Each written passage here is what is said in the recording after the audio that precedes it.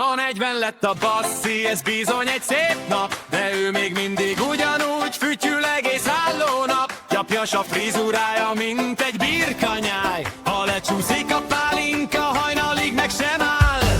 Régen hatos mezben becsúszva hever, most a kapa nyelét fogja, jaj de szép a kert. A malacok is tudják, ki a főnök oda-haza, ha ő viszi a moslékot, rögtön jobb a kaja.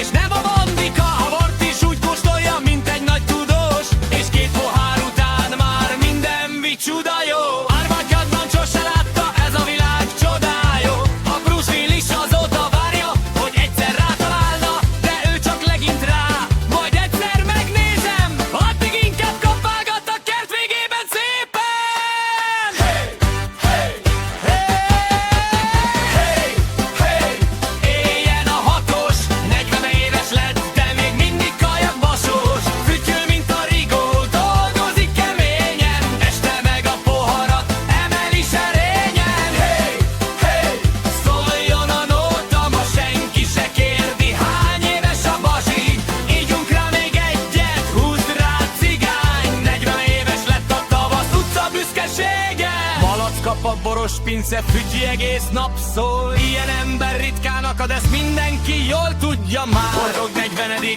születésnapot kíván a brigád, most pedig tracs még egyet, Isten éltessen Mózes Balázs!